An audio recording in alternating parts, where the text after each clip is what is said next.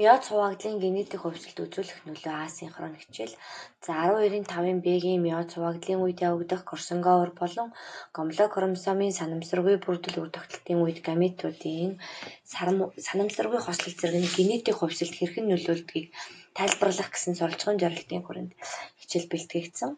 За тэгэхээр миоц хуваагдал нь зөвхөн хромосомын тог чөлөөж зогсохгүй үр удмыг генетикийн хувьд дахин давтагдшгүй байх боломж олгож өгдөг байна. За үүнд нэгдүгüүрт нь Корсунговын процесс, хоёрт нь гомло хромосомын санамсаргүй салалтаар үүсэх бүрдэл.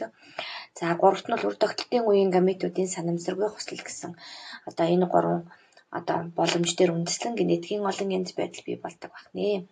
За нэгт нь бол миоц хуваагдлын пропаз нэг үед гомло хромосомууд ижил хэсгээ солилцох процесс явагдаж байх болох бөгөөд үнийг Корсунговор гэж нэрлэнэ.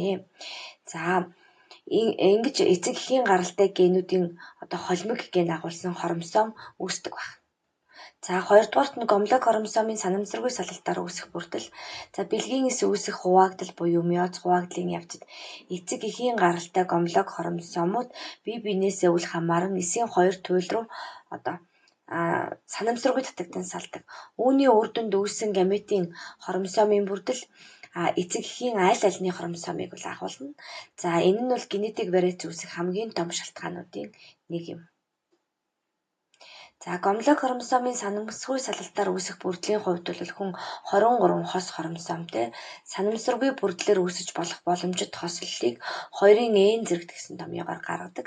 За хүний хувьд бол 23 хромосомтой учраас 23 хос хромосомтой учраас 2-ын 23 зэрэгт нь ойролцоогоор бол 8,388,608 гэсэн тоо гарч байна. Энэ нь зөвхөн нэг хүнээс үүсэж болох бэлгийн эсүүд нь 8.4 сая гаруй өөр генетикийн хослолтой байх боломжтой гэсэн үг юм аа. За энэ үйл явц хизээ явагддаг вэ гэхээр зэрэг энэ нь миоц 1-ийн метафазын шатанд явагддаг байна. Энэ үед гомло хромосомууд эсийн экваторт игнэн жагсаж зогсохдоо аль нэг тал руугаа татагдах нь бол цэвэр санамсаргүй байдлаар татагддаг байна. Энэ эцгийн талынх баруун тишээ, эхийн талынх зүүн тишээ татагдах хэсэг нь бол хамаагүй энэ нь бол цэвэр санамсаргүй байдлаар татагддаг гэсэн үг байна. За ингээм гуравт нь бол миоц хуваагдлын үр дүнд генетикийн олон янз байдал нэмэгддэг. Жишээ нь хүний гаплоид буюу 23 хромосом бүхий бэлгийнэс нь чөлөө цэлгэлтийн үр дүнд 8.4 сая орчим хромосомын боломжит хослолыг ердөө нэг хувилбар нь юм. За харин хүний үр тогтолтын үед эдгээр боломжит хослол бүхий 90 бэлгийн эсүүд үүсэх нь бол 70 их 80 орчим хослолын зөвхөн нэг хувилбараас үр тогтсон өндгөн эс үүсдэг байна. Энэ нь тухайн бодгаал нь бусдаас ялгаатай удамшил бүхий байх ба нэгэн чухал хүчин зүйл болдог байна.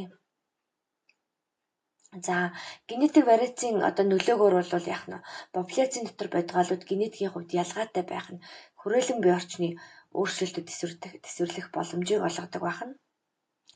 За ашигтай хувилбар бүхий генүүд байгалийн шалгарлаар дараагийн үед дамжин үлдснээр төрөл зүйл хөгжиж шинжлэгддэг байна.